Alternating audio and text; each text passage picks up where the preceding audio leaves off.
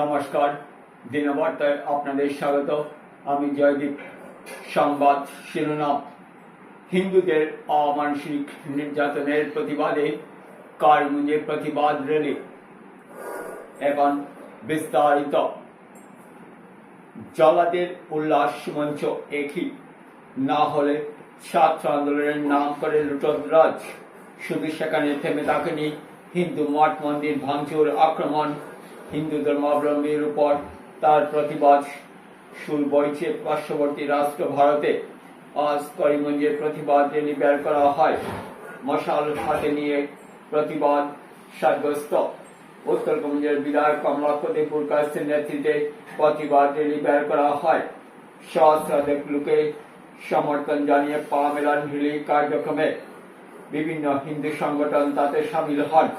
বাংলাদেশে হিন্দু মঠ মন্দির হিন্দুদের উপর আক্রমণের নিন্দা জানান।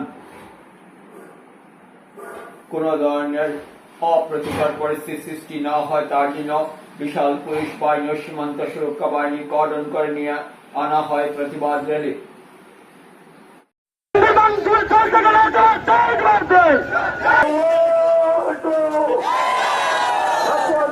হিন্দুদের হয়রানি বন্ধ করতে হবে। হিন্দুদের হয়রানি বন্ধ করতে হবে।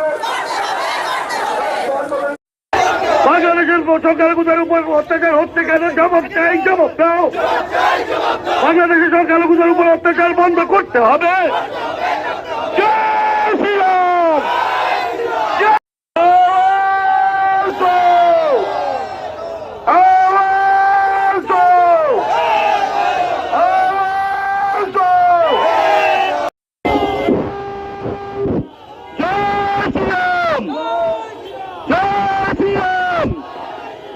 বাংলাদেশের সংখ্যালঘুদের উপর বাংলাদেশ সংখ্যালঘুদের উপর অত্যাচার বন্ধ করতে হবে। ছাত্র আন্দোলনের নামে হিন্দুদের হয়রানি বন্ধ করতে হবে। সবাই বলো, চর্চা বলো, জয় শ্রীরাম। আকাশ বাতাস কাঁপিয়ে বলো, জয় শ্রীরাম।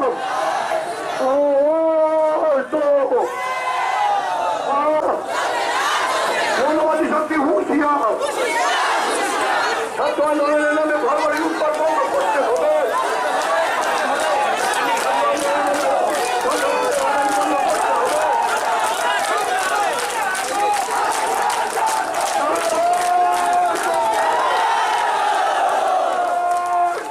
শক্তি হুঁশিয়ার।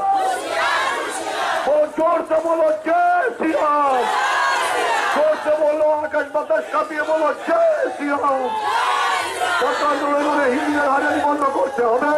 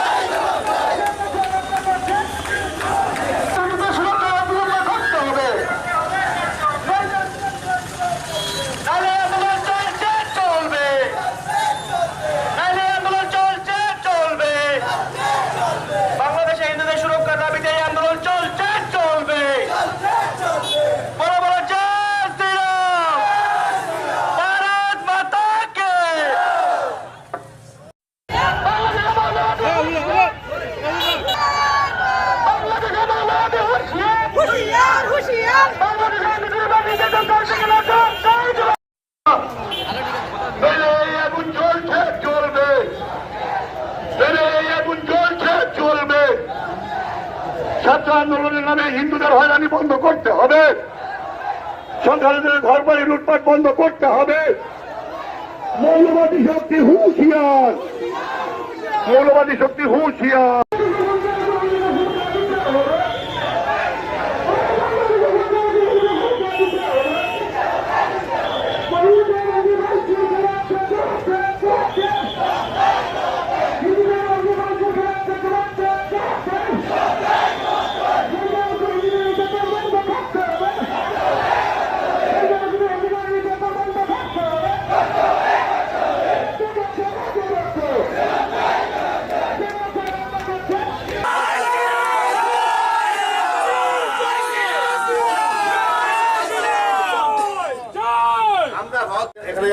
হয়েছেন সবাইকে আমার ধন্যবাদটুকু জ্ঞাপন করছি।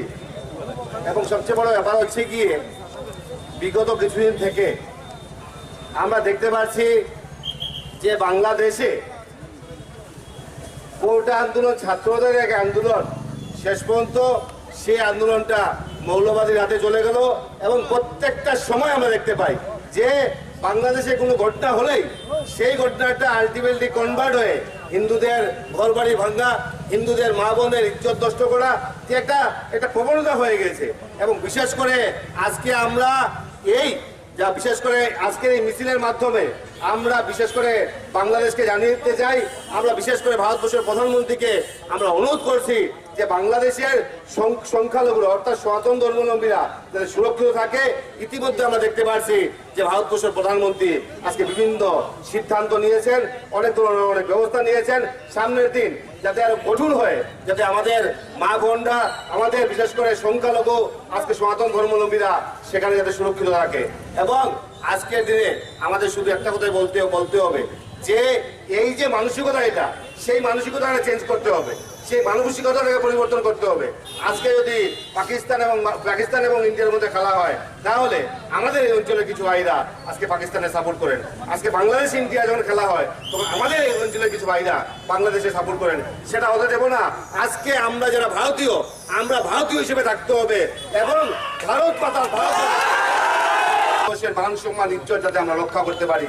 এবং বিগত দিনে আমরা দেখেছি যে বারবার আমরা ভারতবর্ষে যখন হয়েছিল আমরা বিশেষ করে এক হয়ে আমরা লড়াই করেছি, কিন্তু বর্তমান দিনে যে মানসিকতা হয়েছে, যে মেন্টালিটি হয়েছে, সেটা আমরা ধিক্কার জানাই।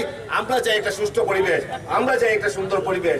আমরা চাই যে এই অঞ্চলে বিশেষ করে যখন রাম মন্দির হয়, রাম মন্দির হয়েছে, কিন্তু সেই রাম মন্দির হওয়ার পরও কিছু সংখ্যক মানুষের আপত্তি, সেই কোর্টের মাধ্যমে রাম মন্দির হলো, আইনের মাধ্যমে রাম মন্দির হলো, সেই রাম মন্দির হওয়ার পরও কিছু সংখ্যক মানুষ আমরা দেখতে পাই যে ওনাদের সেই মানসিকতা চেঞ্জ করতে হবে।